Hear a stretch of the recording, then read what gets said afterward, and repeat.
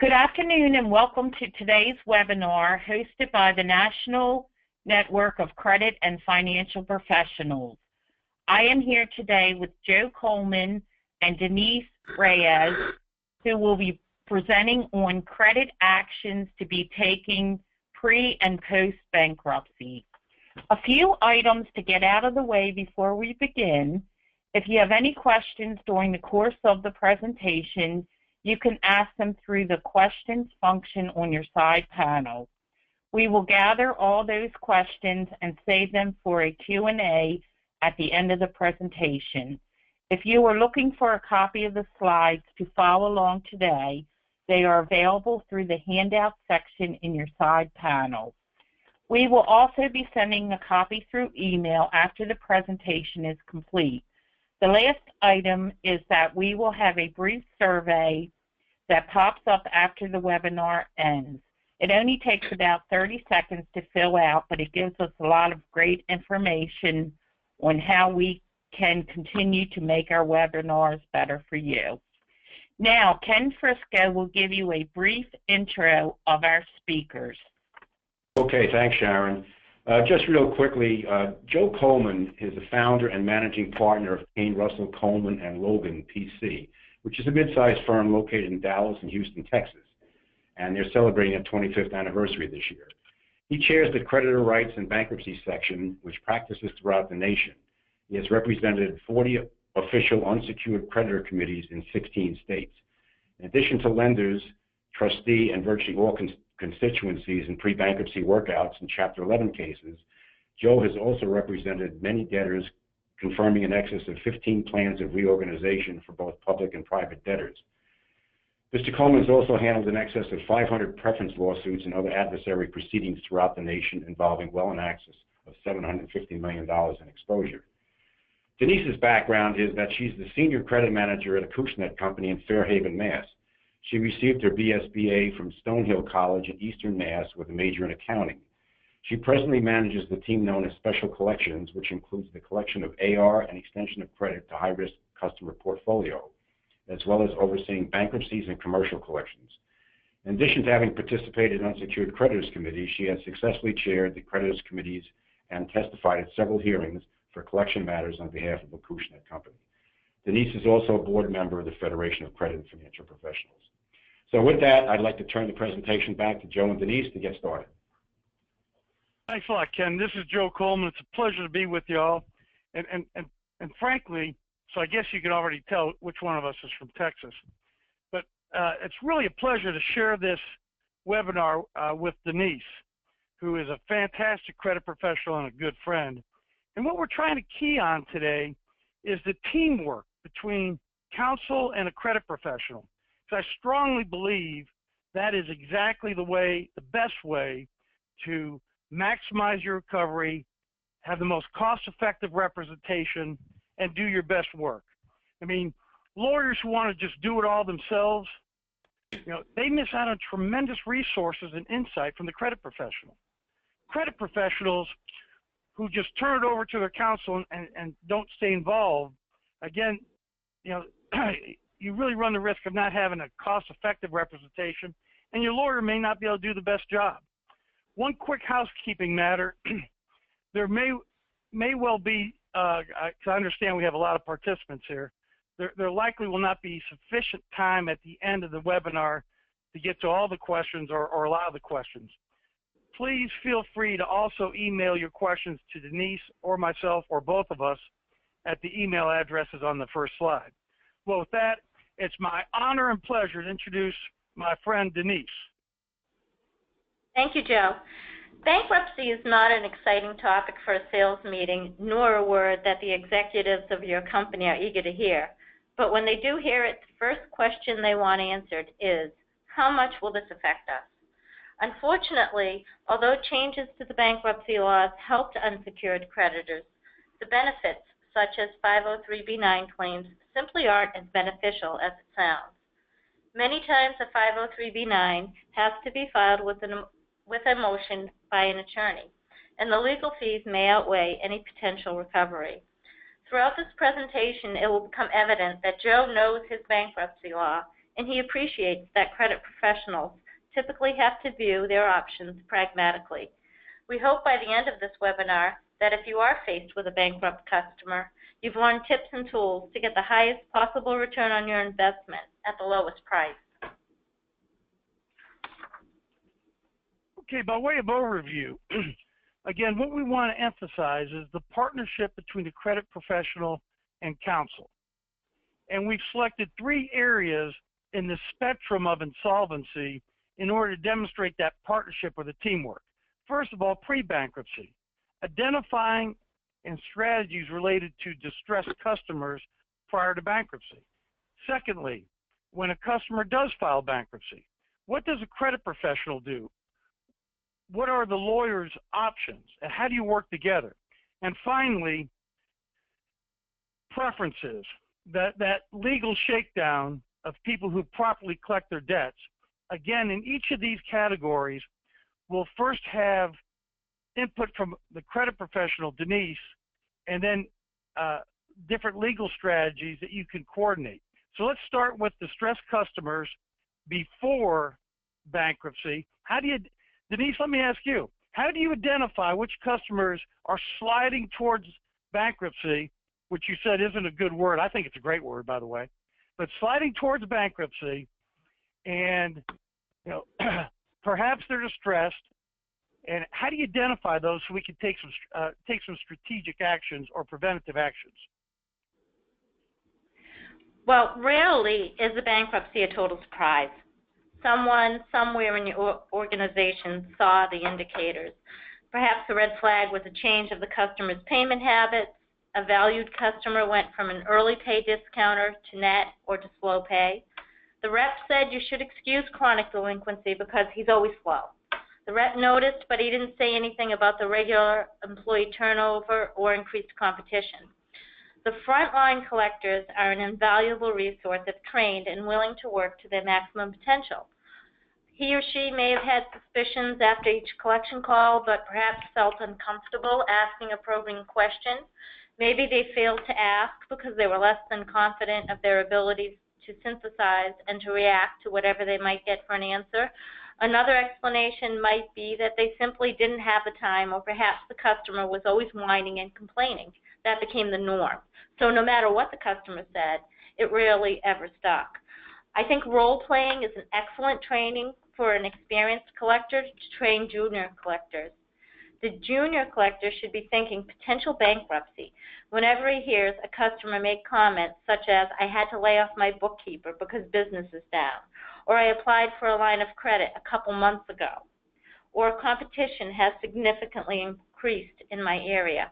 Of course, it's possible that the debtor will be able to borrow from somewhere to pay debt, but there are long-term implications with what the debtor has told the collector, and probing questions should be asked. The collector should be asking Mr. Customer, do you have the time and the expertise to handle the bookkeeping? Have you spoken with the bank since you applied for the loan, and when is the closing date? The issue with increased competition can speak for itself. Well, I'll tell you, Denise, this is a really great slide of all the various telltale signs of a distressed company, of a distressed customer, distressed company. And all the folks in the webinar, this is one you may want to just keep on your desktop. And if you're wondering, what are some of the telltale signs of one of my customers that may be sliding towards bankruptcy or distress, I think it's really helpful. Okay. Thank you. Let's move on to some legal matters. So again, this is pre-bankruptcy. This is a distressed customer sliding towards potential bankruptcy.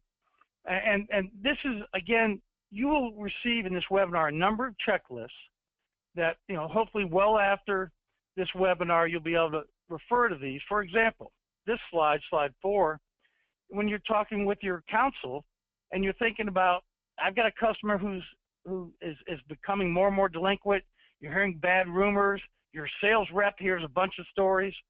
Some of the bullet points on Denise's prior slide are reaching fruition. What do I do? Well, Here's 7 items that you may be able to do. You know, there's a few more, but I'll talk about each of these, then I'm going to focus on a couple. The due diligence you heard about. Reclamation, number 3. The Uniform Commercial Code 7202, after you deliver goods, if you find out your customer is insolvent, you can send a reclamation demand and try to reclaim your goods. Prejudgment remedies. If you find out your customer is closing up shop, or the bank is foreclosing, or they're moving out of state, you may be able to exercise a prejudgment remedy where you get possession of your collateral or of your inventory that you sold them prior to finishing the lawsuit right up front. A letter of credit. I've had several clients who they believe that a customer is about to file bankruptcy. They demand a letter of credit. If they're important enough to that customer, future debtor, they may be able to get a letter of credit coverage. And if the customer files bankruptcy, you don't have to lift the stay. You don't have to do anything. You can go just draw down your letter of credit. But with that being said, I want to cover the 3 checkmark strategies in a little more detail. Okay, number 1, stopping goods in transit. The Uniform Commercial Code lets you stop goods that have left your dock, and if you find out that your customer is insolvent, you can have them turn it around. It's UCC 2705. And surprisingly, and the reason I put this up here is I've had this happen several times. Now, if your customer's own truck picks up your goods at your dock, then you can't turn around your customer's own trucks, obviously. But if you have your own trucks, or they're under your contract, even if the debtor files bankruptcy, you can turn those goods around and not make the matter any worse. Furthermore, let's talk a little bit about, again, we're in a pre-bankruptcy mode, and let's say you have a customer that's very important to you, or your sales department's determined to increase market share, and you're worried as heck about this particular customer. Well, one thing to do with bankruptcy on the horizon is maybe instead of just a normal PO invoice, put together a contract. If the contract has material performance on each side, then once your customer files bankruptcy, if your customer needs your goods and you have what we call an executory contract, guess what? They've got to pay your entire pre-petition claim in order to have that contract assumed and assigned. So it's one example of what you can do prior to bankruptcy that may give you a leg up once they file bankruptcy. There's some negatives also, but it's worth at least evaluating. Other things that we've done, instead of selling all your goods and hoping for the best, enter into a consignment agreement where your goods remain in your you keep title to your goods, but they're delivered to the debtor / customer, and the customer only draws down your goods as they need them. If bankruptcy is filed, they're still your goods. I've also been in situations where we have a very healthy parent, but our customer is a subsidiary who's not looking very good. Well, we demanded all our sales go to the parent, and the parent is obligated. We've set up bailment arrangements where you find an independent warehouse generally it's geographically close to the customer, the debtor, or the potential debtor. And instead of having a whole bunch of supply of your goods that you're not going to get paid for, and the bank now has a lien in the inventory, independent warehouse, and the debtor only gets as much as they actually need, or the potential debtor. Again, trying to ameliorate or limit the risk of a potential bankruptcy. Finally, my favorite, purchase money security interest. It's purchase money security is a great vehicle. It's the one thing an unsecured creditor can do to get a lien or security interest on their own goods, and even though there's a pre-existing bank, your priority jumps over the bank's priority on their lien on inventory. What do you have to do to get a PMSI, or purchase money security interest? Find out where the debtor is incorporated, do a UCC search, send a notification to existing secured creditors, obtain a security agreement from your customer, file your UCC-1 before you deliver the goods, conduct a follow-up UCC search, make sure everything's going well. And again, this is a way to deal with a customer under distress and to give yourself a leg up in bankruptcy. So those are just a couple of remedies we have. Okay, so that is the first segment of our presentation. Both the creditor professionals and legal thoughts and strategies in dealing with potential debtors or distressed customers. Now let's go to a customer filing bankruptcy. And like we have, like we did the first time, we'll start with Denise, and then we'll work through the teamwork aspects as we consider legal remedies. Denise? From bankruptcy to discharge, each step has a process, procedure, and required documents. Each step creates more expense and reduces a potential distribution to unsecured creditors. Additionally, if the debtor's claims are not challenged, it will be smooth sailing to the liquidation of the business assets and discharge of the business and/or personal debts. In Chapter 7, the intent of liquidation. A trustee is appointed to manage the case, but he is likely not as familiar with the debtor as you may be. The 341 meeting provides the creditors an opportunity to hear the debtor's story and ask questions, but most creditors don't attend the meeting. This meeting is important if you have any suspicions regarding the debtor's business activities or if it's a personal bankruptcy and you have a personal guarantee. Several years ago, I attended a 341 meeting in New Hampshire. The debtor had filed bankruptcy, both business and personal. The U.S. trustee took a special interest in the case because of the debtor's history and through information provided by creditors. She was able to challenge his schedules, bring in real property he had attempted to transfer, and ensure the debtor just didn't skate away. The debtor must be held accountable, and the creditors are an invaluable source of information. We would encourage volunteering to participate in an unsecured creditors committee if the opportunity presents itself. Typically, the chairperson or co-chairperson, along with the committee's counsel and other professionals, are doing the heavy lifting by attending the hearings, communicating with debtors' counsel, and preparing or analyzing documents such as financial reports, motions, and orders. The committee members can provide valuable information, including their experience and, with the debtor's operation, of the debtor's operation, knowledge of the industry, competition, and recommendations to sell assets. There was a time when participating on the committee for a bankruptcy that through a court-authorized solicitation, the committee members were able to find a buyer for the debtor's assets through its existing common customers. That action, coupled with challenging the insider secured creditors, resulted in a small distribution to the unsecured creditors. Small companies and even larger, closely held private companies sometimes do not follow the formalities of being incorporated. For example, you want to confirm that material financial decisions or important matters were discussed and documented by a board of directors meeting and minutes were kept. Also, you want to verify that there was no commingling of corporate funds with personal accounts.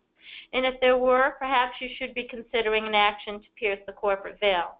While your attorney will tell you this is not an easy action, it's still, you can at least ask about it, see if there is a possibility. So Joe, what do you expect from committee members? And could a committee member contact you individually as counsel and ask to share information that maybe isn't vetted yet? I don't want to say rumor, but maybe they heard something during their course of dealings with the customer. Could they call you as committee counsel and say, Joe, this is what I know, or this is what I heard. What do you think? Absolutely. I mean, first of all, the committee represents all of the unsecured creditors. So we are there for the unsecured creditors, and if they have an issue or a concern or a thought or a strategy or know of assets or know of causes of action, or they're just mad, I want to hear from them. I work for them when I represent the committee, as do the committee members. So Moreover, the committee has a duty to keep the unsecured creditors informed. So the interchange of information back and forth from all the creditors to the committee is a great thing. It's how the bankruptcy process is supposed to work. Moreover, Denise, let me ask you a question. So when you're on a committee, I've just heard this detailed analysis of Chapter 7, Chapter 11, all the things that go on in Chapter 11. When you're on a committee, do you make suggestions to counsel? Do you challenge counsel? Do you come up with your own ideas, or do you just listen to what counsel says and go on down the road? You've known me long enough to know I never listen. I get very invested as a committee member. I find myself up at night Googling, researching. There's so many resources on the internet now, a surprising amount of information that you might be able to find about your debtor that you wouldn't have thought of. So I become very involved in whatever I find, submit to counsel, let them vet it, and you have in the past, as our attorney, come back and said, that's great information, it's helpful, and at other times come back and said, it's great information, it might seem helpful, but this is what you would need, the committee would need to do to get any interest from the judge in it or from the trustee in it. So not everything you find is going to be that red flag, but I definitely become involved. It's well worth the time. If not to get a distribution, it's a learning experience. It's always a learning experience. To me, it's all about that partnership of the credit professional and counsel. That's how both can do their job the best. And let's face it, bankruptcy is challenging. Yeah. Well, the best definition I've ever heard of a bankruptcy reorganization was from you, Joe. And what you said is it's akin to reorganizing the chairs on the Titanic. Sure, there is a chance it will be successful, but you always have to ask, have the obstacles that prevented the business from being successful and profitable been removed? The day the filing occurs may be critical to avoid the additional financial risk for your company. This next slide is a checklist that your credit and collections team should be familiar with and prepared to act on whenever a bankruptcy occurs. We are not going to review each step. Stopping all shipments in process and in transit needs to get done quickly. Bankruptcy is specific with regard to the right of stoppage of goods in transit. Fortunately, bankruptcies don't occur daily, but if your team is not prepared or at least has a document to refer to, they are more likely going to miss a step, thus missing an opportunity to minimize your potential loss and or risk of violating the automatic stay. Number 9, the data dump. This is the process of acquiring the data you need from your system to perform a preference analysis. While it sounds simple, with IT resources becoming scarcer and scarcer, now is the time to ensure you have IT support or a report in place with this data. Sending a clean data file or preparing as much of the analysis as possible could save your company tens of thousands of dollars in attorney fees on a large bankruptcy.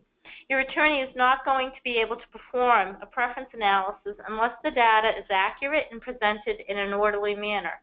If possible, have an Excel report made available on demand. Doing so will enable you to provide your senior management team with a high level of ordinary course of business analysis and pass good data on to your attorney for a more detailed analysis. Denise, quick question. When bankruptcy is filed, do you open up a new customer number, a new customer file? Yes, if we're going to continue a business relationship, we will create a new account so that we have a clear delineation between pre and post petition. Makes sense. Okay, moving on. First of all, the prior slide, slide 13, that is a great checklist for all the folks on the phone. When one of your customer files bankruptcy, you can work through this and see all the steps that you may want to consider taking. Similarly, when you call your counsel, the next slide is intended to be a checklist for the legal side. We have what I call a 20-day administrative claim. That's a 503B9. Post-petition reclamation. In cases where the bank is owed less than the value of the inventory, a post-petition reclamation claim, they're not used very often, but you can use them effectively. Critical vendor we'll talk about in some detail. Executory contract we've already talked about. Set off. A lot of times there's either credits or you're doing business back and forth. One great way to get a big part of your unsecured claim paid is if you have any set-off rights, debt's going both ways. Of course, you need court approval. And then the 3 checkmark items we'll look at in more detail, including making a committee work for you. So let's get started. 20-day administrative claim. Congress hasn't done all that much for unsecured creditors. Let's face it. Unsecured creditors are, the bank has their liens and they have all their rights. And unsecured creditors, it's tough. But one thing, and there has been certain things Congress have given us as unsecured creditors that we need to take advantage of all of it. But the first item is a 503b9 claim, or those goods that are sold on credit that are received within 20 days prior to bankruptcy, you get an administrative claim. And so this is very significant. And Denise, when you look at your 503b9 claims, it was on your checklist, how do you prove what goods were received by the debtor within 20 days and what goods were not? Well, first, Joe, we make sure our team clearly understands we're looking for the goods that were received by the debtor within the 20 days prior to the bankruptcy. So we actually go back 25 to 30 days. And then we obtain proof of delivery. Yeah, by proof of delivery, that's kind of the key to victory. So, the bottom line is those goods that were received by the debtor that you could prove, you can increase your standing in the bankruptcy from a general unsecured creditor to a administrative claimant. An administrative claimant is the same status as the lawyer that represents the committee or the debtor. And trust me, we lawyers know how to get paid in bankruptcy. So that's not a bad place to be. So number one, let's make sure we take full advantage of a 503b9. Generally speaking, not all cases, you'll need a lawyer to file that application. Okay, next, critical vendor. This has become more and more commonplace. It's not in the bankruptcy code, it's more judicial made law. But when a debtor files bankruptcy, generally in one of the first day pleadings, is authorization to pay certain vendors that the debtor designates as critical vendor or needed to facilitate the rehabilitation of the debtor. And the courts often will give, depending on what part of the country you're in, but often will give the debtor some authority to pay pre-petition unsecured creditors some amount of money in exchange for that creditor's willingness to continue to sell on credit post-petition. And on the surface, that's a good deal because you've converted unsecured pre-petition claims into post-petition extensions of credit, which is administrative priority, so you're better off. And administrative claims have to be paid as a condition precedent of confirmation of a plan, for example. Doesn't mean every case the administrative claims get paid, but certainly the vast majority. The way that critical vendor has evolved, so let's say day one, you check Pacer, or you have your in-house counsel, your counsel check Pacer, there's a critical vendor facility that's been approved by the court. Perhaps you call the debtor and say, am I within the critical vendor? And the debtor's going to negotiate. They're going to try to pay as little as possible of your pre-petition claim. But again, we're all talking about getting the pre-petition claim paid. And they're going to negotiate to try to get the best terms, perhaps prices, for post-petition extensions of credit. So it's just another avenue to ameliorate the harsh impact of bankruptcy. Okay, let's talk about creditors committee. This is another tool or weapon in your arsenal that the Congress has given unsecured creditors. The creditors committee is formed and it has the right to represent all unsecured creditors, and generally it's the largest of the unsecured creditors, but the U.S. trustee likes some diversity, and they are formed for the purpose of giving the unsecured creditors a voice, a role, and a seat at the table. And this is only as good of a weapon as the committee makes of it.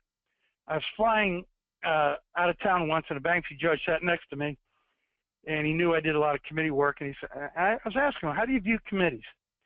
And this judge said, you know, Joe, when I see the committee lawyer come into court, in my mind, he's got a white hat. Because I can't see what's going on in negotiation tables. I can't see what's going on in the conference calls. And I want to make sure the bankruptcy process works. I want to make sure the bank is not using their superior position to just pound the table and say no to everything. I want to make sure the debtor is giving up the information and they're not, using information as a leverage point. I'm looking to the committee to make sure the bankruptcy process works. So I've always, since that day a number of years ago, when I walk into court, I feel like I have a white hat, whether I do or not. But Congress gave the unsecured creditors basically an invitation to the party. And it's really time, by being very aggressive, very active, make the most of that. Okay, committee's tools of aggression. And again, this serves as a checklist.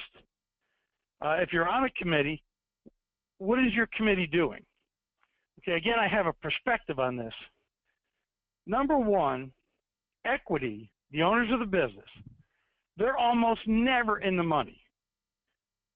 If equity was in the money, then they're not insolvent. Why are they filing bankruptcy?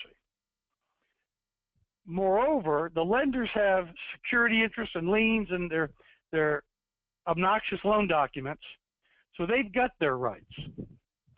So I think it's incumbent upon the committee to say, hey, equity's out of the money. This is my case. This is the committee's case. If this case goes well, the unsecured creditors will get a lot more money. If the case goes poorly, the unsecured creditors will get less money. The bank's going to get whatever they have a lien on, and equity's going to get nothing. So really the unsecured creditors, in my way of looking at it, are the fulcrum constituency. We have the most to gain and the most to lose. So there's a variety of things to do. Number one, hit the ground running, create a presence, object to that DIP financing or cash collateral. I generally like to retain financial advisors and start doing some forensic accounting. I have taken depositions, 2004 exams. That's pretty standard. I have a committee now where I filed a motion, and the debtor has a variety of lawsuits, and they have some other suits against insiders that, of course, the debtor's not bringing. And we filed a motion to bring lawsuits on behalf of the estate, on behalf of the debtor. I always like to investigate D&O issues. I've had cases where there was a sale process, a 363 sale, and we filed a competing plan to stop the sale. There's really a variety of actions, but the bottom line to me is the committee needs to be very, very aggressive and really look under every rock. Do whatever it takes. I had one case where we tried everything and the bank wouldn't budge, so we filed a motion to convert to Chapter 7. And the bank lawyer called and laughed at me. He said, "You'll get nothing under Chapter 7." I said, "I'm getting nothing under Chapter 11. And you're gonna get killed in a 7. So I'm filing a motion to convert to Chapter 7." And we got to court, and the bank was appropriately arrogant, and we went forward with our opening statements. And the bank asked for a recess. I said, "You're really going to go forward?" I said, "Yeah, I got nothing to lose. I'm dangerous in that capacity." And we end up cutting a deal right there and then.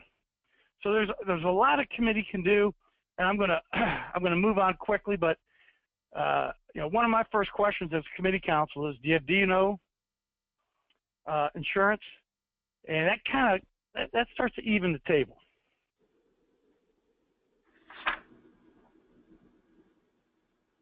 The committee has a variety of resources. Yeah.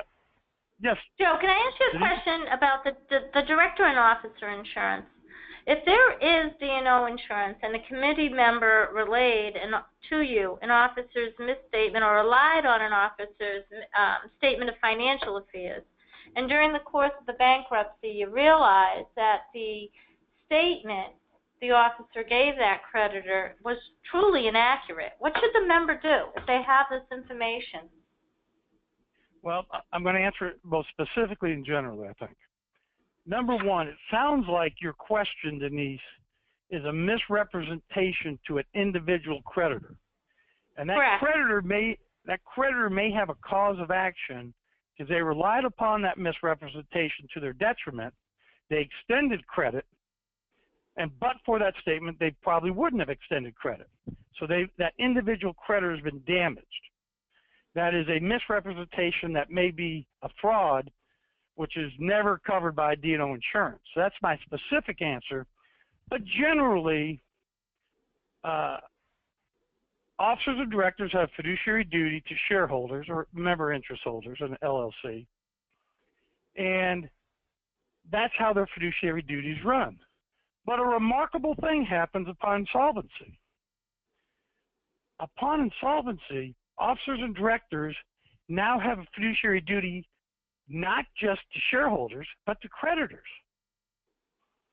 And what's that fiduciary duty? Well, it's a duty of loyalty, no conflicts of interest, duty of due care. In other words, you can't make decisions without properly thinking through it or getting advice, and in most states, good faith. So when you have a company that crashes and burns, there's some leverage. And if there's an insurance policy covering D&Os, that's just another rock to look under. So again, the resources. I think committee members, I had one case, and the judge kept asking, what's going on in the industry? Or can the industry members find buyers? I think the credit professionals on that committee are a phenomenal resource. I've had other cases where the committee got a whole bunch of creditors to extend credit, and the bank to give a letter of credit to cover like 65% of the exposure. So there's really a lot that the committee members can do, but the bottom line to me is, again, equity's out of money, the bank has the rights, it's your case. We've covered distressed customers and touched on the customer filing bankruptcy. Now we want to discuss the additional financial exposure you may be faced with if a preference claim is made. Joe, would you give us a high-level definition of a preference? You bet. It's a legal shakedown.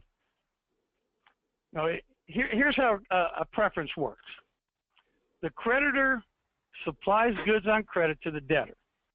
The debtor pays for those goods within 90 days of filing bankruptcy. So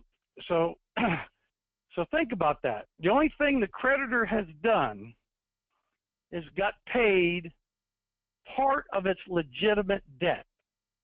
Well, notwithstanding that, the debtor files bankruptcy under 547 of the Bankruptcy Code. The debtor or the successor of the debtor, the liquidating trustee or whomever, can sue that creditor to get some or all of the amounts paid within 90 days of bankruptcy. That's your tax dollars at work. That's Congress's law that they passed. And the rationale behind it, Denise, is we don't want some creditors, or it's what Congress says, we don't want some creditors getting paid within 90 days and others not getting paid. We certainly don't want certain creditors dismantling the debtor as the debtor's in distress. We prefer to prevent bankruptcy by not having creditors twist arms and get paid. And so we're going to pick this arbitrary 90 days. We're going to bring all the money back in and distribute it pro rata, distribute it equitably. That's the rationale. The reality is much, much, much different. It's essentially a legal shakedown of creditors who got paid legitimate debts. And the lawyers make a bunch of money in this process, and I don't think the creditors, see very much of it. So I'm not a big fan of the whole preference. But anyway, don't get me started, Denise. So continuing on to talk about preparing the ordinary course of business analysis, if that's the defense you think is the best available to you, the first thing you want to look at is obtaining the information you need in order to do your analysis. And this is going to come from that data dump that you request from your IT department. And what is really critical is to remember that credit professionals speak credit, and IT professionals speak IT. So what you ask them for is what you're going to get. I can recall a simple request of the information I needed, included, obviously, invoice date, due date, etc. My mistake was not being specific about invoice date, and it came over in 3 columns versus 1 column. In other words, month / date / year. You need it in that format in order to run the Excel formulas you'll use later. So you need to be specific for the data to come over in one field in a numeric date format. You will get what you ask for. And also be sure to ask for all forms of payment, because the preference demand won't only be for checks. It's going to be for any payments you receive from the bankrupt entity, which would include credit cards and wires. Also consider payments that came in, were applied on the account as a credit, and then later applied to specific invoices, because you'll be looking at the date the check was negotiated when you do your analysis, not the date it was actually applied to specific invoices. Your analysis can range from easy to manageable to challenging. Simply doing a contemporaneous exchange analysis, that's pretty easy. Did you ship it CIA? Did you ship it COD? New value, what you received in payment versus what you ship next. So depending on what way you look at your analysis will determine, or your data will determine how much time you're going to spend analyzing the information. Once you get the data in an order, formatted in a way that can run the formulas, you'll be looking for outliers and anomalies. Simply invoices paid much earlier or much later in the preference period than during the historical period. So now that you have the data and you've eliminated the possibility of a contemporaneous exchange or new value defense, the next step is to consider a subjective ordinary course of business defense. You start by opening the Excel spreadsheet. First, you'll want to sort your data to ensure all payments are grouped together. And what I'm showing you on the top of this screen is in Excel, you click on the Sort and Filter tab, and then you select Custom Sort, and you populate each field with the sort option you want. So the first sort is by applied date, then by check number, and then by invoice date. Once that's completed, now you're going to calculate the days paid from invoice date and due date. The second picture shows entering the formula for calculating paid from invoice date. The formula is simply L2 minus J2, and that's what was populated into the column M. Now that you have the data sorted, what you'll need to do is group it together by check number. First, you highlight all of the data, and then click on the Data tab. A pop-up box will appear. You populate the pop-up box as shown on the left and click OK. Then click on the Data tab again and create a second subtotal as shown on the right. Now that the data has been sorted and subtotaled, you can easily see the range of days that falls within each check, as well as identify any anomalies and outliers. So what you see on the bottom half of this page, for example, is check number 89654. And to the right, it shows that the min is 57 days, while the max is 111 days. That's telling you your range for that check.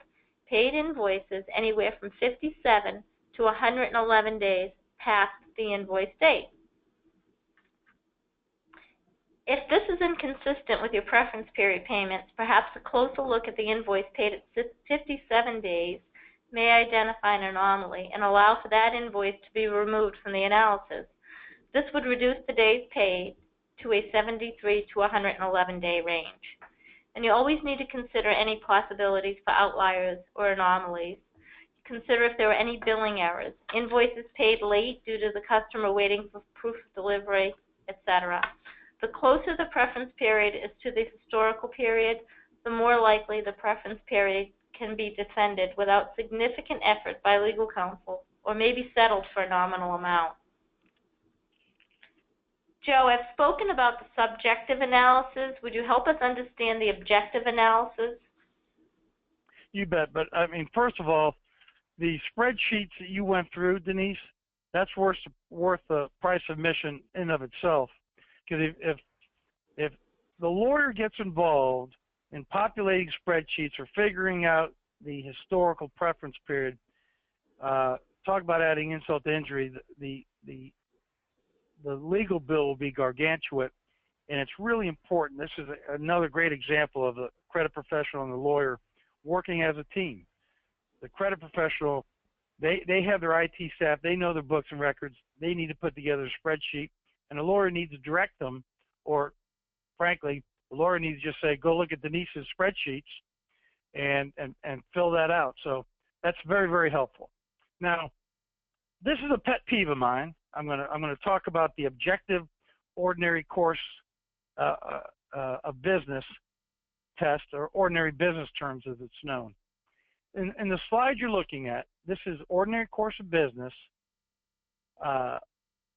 defense to preferences, and the creditor has the burden, and this is the statute, 547C, and it says ordinary course of business requires that transfer be a payment of debt incurred by the debtor, the ordinary course of business or financial affairs, and by the transferee, which is you, the supplier, and then one of two more things.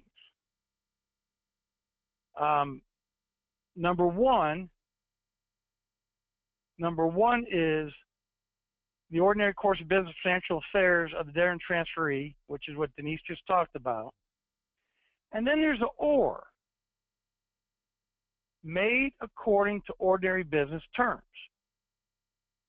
So a debt incurred in the ordinary course of the debtor and the transferee, financial affairs, the debtor and you, the creditor, and they almost all are. And then you can have one or two third prongs to ordinary course of business. It can either be this subjective, which requires, looking at the time between due date and invoice, payment date, etc., all those, standard deviation, all that statistical stuff. Or let's say you do that analysis and the results are terrible. Pre-preference period, pre-90 days before bankruptcy, you always got paid in 30 days. During the 90 days, you get paid in 90 days. So this defense, number one on my slide, doesn't work at all. Well, you have a whole additional, independent, standalone defense called ordinary business terms. And this has been in the code since 2005. So let's talk about that a little bit, because I just, right now I'm a plaintiff, sorry to admit that, on about 100 preferences, but I always have a lot of preferences I'm doing on a defense. I just never hear people bringing up ordinary business terms. So let's talk about that just a little bit in the time we have remaining. So in order to do the ordinary business terms, all you have to show is you were dealing with the debtor in a manner that creditors in your industry generally deal with customers. That doesn't sound too difficult. And if we look at what some of the case law says, what courts have said, and I love this language, as long as the dealings are not so, and this is a compilation of different cases. It's not all one case that said these three things, but one case said, as long as the dealings are not so idiosyncratic or aberrational. I had to look that word up the first time I read it. Or unusual. So think about the standard and the burden of proof. I mean, I'm sure 90% of the preference claims you have, you didn't deal with the debtor in a idiosyncratic or aberrational or unusual manner. You did what you did with all your customers. So how do we proceed with the ordinary business terms? Step one, you find out the industry that you're in vis-a-vis the customer. You get a SIC code, and we can look it up in a variety of different materials and kind of get some of the ordinary business terms in that industry. And then you have an expert. And I'm not talking about a lot of money. I'm not talking about hiring some PhD. You know, Denise, for example, would be a great expert in certain industries. I had a case in the power tool industry, and I hired a former credit professional who had recently retired. He was perfect. Even threatening ordinary business terms puts you in a separate pile from all the other preference defendants because you're pursuing this independent defense. So my point is, in addition to the subjective, the spreadsheets, the min-max, talk to your lawyer about pursuing a ordinary business terms defense as part of the ordinary course of business. Yeah, I would like to spend a little bit of time on how do we prevent preferences, or what strategies are there to try to ameliorate this harsh impact of preferences? Because let's face it, they are at a minimum bothersome. Number one is a solvency representation. If you're doing, let's say your customer pre-bankruptcy is delinquent and you worked out a payment plan, and you simply put in one sentence in your email where you're confirming the payment plan that says, please confirm that as of this date your company's solvent, and your customer says confirm. Heck, they want the payment plan, they want the delayed terms. You know, sometimes they're willing to agree to anything. So by having a solvency representation, then that customer ends up filing bankruptcy. And then a year later, you get sued on a preference. Well, the elements of a preference, a transfer to or for benefit of a creditor based on antecedent debt, made where the debtor was insolvent, enable you to receive more than you would have received in Chapter 7. But the plaintiff never has to prove made while the debtor was insolvent, because there's a presumption of insolvency. So they never have to prove that. And it's a good thing. It's extraordinarily expensive. You have to take the balance sheet and go from book value to fair market value, willing buyer, willing seller. That could require 2 or 3 experts. But if you have a solvency representation, the debtor made a solvency representation to you, you have a good chance of bursting the presumption. I'm the good know something I don't, but I know Jeannie took it for one time when he was on vacation. I was in Florida, so I couldn't take it. Excuse me. So you have a chance of bursting the presumption. I'll kind of move on. Again, in distress situations, I've had affiliates pay instead of the customer directly, so I'm concerned about it. Preference indemnity. Here's a new one that we have used on a limited basis. You've got a distressed debtor. They're privately held. You say to the owner, I want a personal guarantee. The owner says, absolutely, positively not. 59? That's not bad. And absolutely, positively not. No personal guarantee. Well, I'm afraid you're going to file bankruptcy. Oh, we're not going to file bankruptcy. Well, something much less than a personal guarantee is, if you don't pay me, and if you file bankruptcy, and if I get sued on a preference, then you, Mr. Owner of the business, those 3 contingencies all arise, then you have to pay me. And I have a couple other preventive actions. I don't have time to go through them all, but purchase money security interest, which we talked about before. If you're a secured creditor, to the extent you're secured, then you're not, the debtor can't prove getting more than they would have gotten in Chapter 7. So that helps. So there are things you can do with a distressed debtor, anticipation of potential bankruptcy, to ameliorate the harsh impacts of a bankruptcy and a preference. Just a few suggestions on slide 32. So the next slide is basically just to say, don't be afraid to talk to the trustee or the attorney for the trustee. I found most of them are reasonable people. So when you receive your demand letter, do your analysis, and we not only train our associates to prepare and analyze the data to defend a preference claim, but we also want them to feel comfortable communicating about what they've prepared. It's unlikely the trustee wants to invest any time pursuing claims that have no merit. However, he has no obligation to prove your case for you.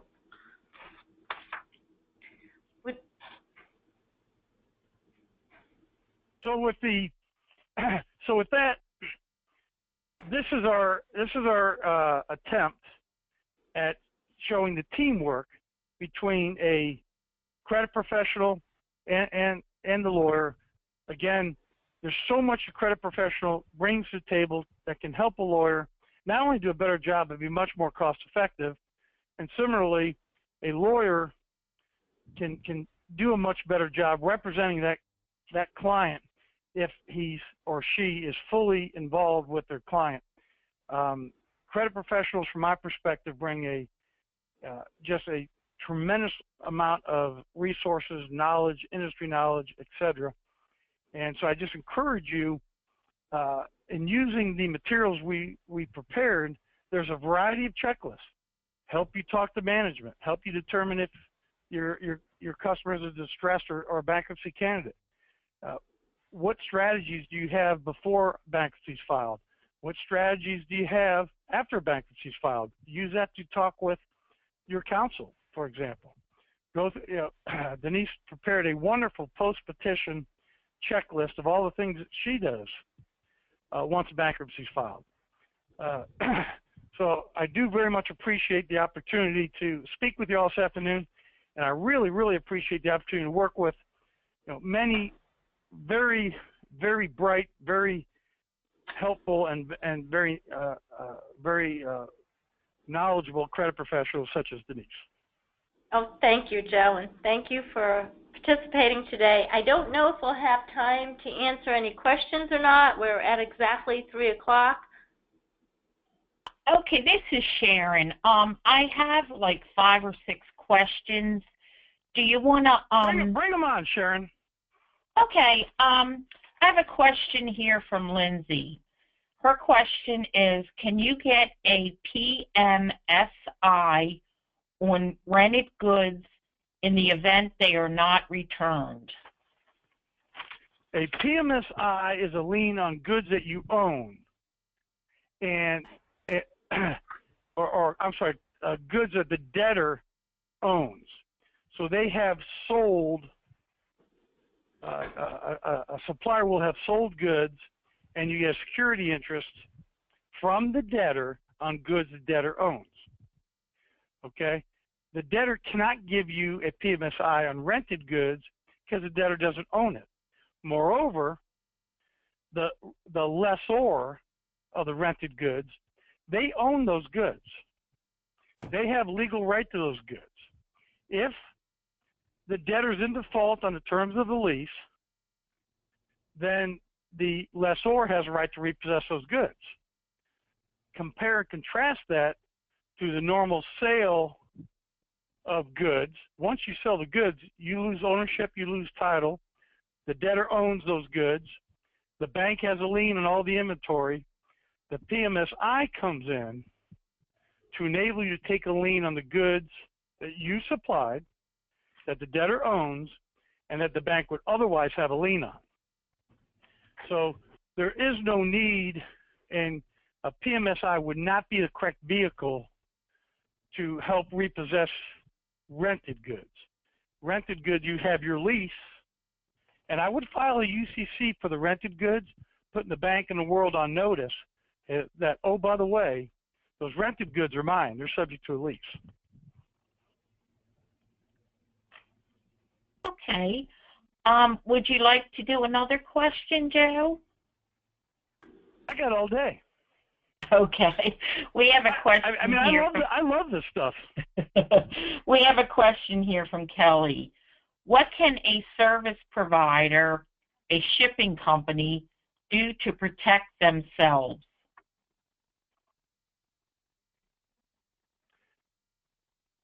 A service provider, a shipping company, well, I happen to represent a very large one, and step one, the shipping company contracts with the folks selling the goods or delivering the goods, and so their claim is against the supplier, not necessarily the debtor, the customer. They're a conduit. They're shipping the goods on behalf of supplier A to customer B. So generally speaking, if the customer files bankruptcy, the shipper is looking to the supplier A, who's not in bankruptcy, to get paid. Now, with that being said, there are state law shipping liens and security interests that you don't have to do anything. They arise by operation of law. So a shipper has a little bit of a leg up, analogous to a subcontractor who has mechanics and materialmen's liens. So a shipper may have, it varies from state to state, but may have a little bit better situation through state law lien rights. And moreover, the contract should be with the supplier who's not in bankruptcy. Okay, Joe, we're going to do one more question, and then I think we're going to wrap it up due to the subject matter taking up the full hour. The third question, what date should 20-day administrative claims? Do we include the filing date or the date prior to BK? It's counted from, you start at BK, and the first day is the day before BK. Now, with that being said, I think Denise made a really good point, and that is give yourself the benefit of the doubt. If there's any you have to proceed in good faith. I'm not saying otherwise, but give yourself the benefit of all doubts if there's a question as to when the debtor actually received it. If there's a good faith argument that the debtor received it maybe a little bit earlier than could otherwise be argued, I would always give myself the benefit of the doubt, attempt to maximize, again, under good faith, maximize my asserted 503b9, and then, you know, if the debtor wants to object or the debtor wants to produce documents to prove you otherwise, so be it. But I want to start with the maximum position I can have. The proof of delivery is key because, as I said, we ship from Massachusetts and we could be shipping to California. So if the bankruptcy is in California, that's why I'd look out maybe 25, 30 days from the date of the bankruptcy. It could take 7 days, 10 days for it to arrive in California. So the proof of delivery is key. Once you have that, then you have a line in the sand of the 20 days, of the goods received within the 20 days. Okay. I would also tell all of our participants that on the very first page of the materials, Denise's email, my email, we would be very happy to answer individual email questions. Feel free to email Denise or me or both of us. And if those who pose questions have any follow-up questions, just shoot me an email. We'd love to talk to you about it. Okay, Joe, I would just like to add that I will provide your email address and Denise's email address when I send the PDF version of the presentation later today, and they can follow up directly with you. We are going to close today's webinar. I would like to thank Joe Coleman and Denise Reyes for taking the time to present to our group today, and thank all of today's attendees for taking time out of their day to join us. Thank you all again, and we look forward to seeing you at our next webinar. Thanks, everybody. Have a good day. Yeah.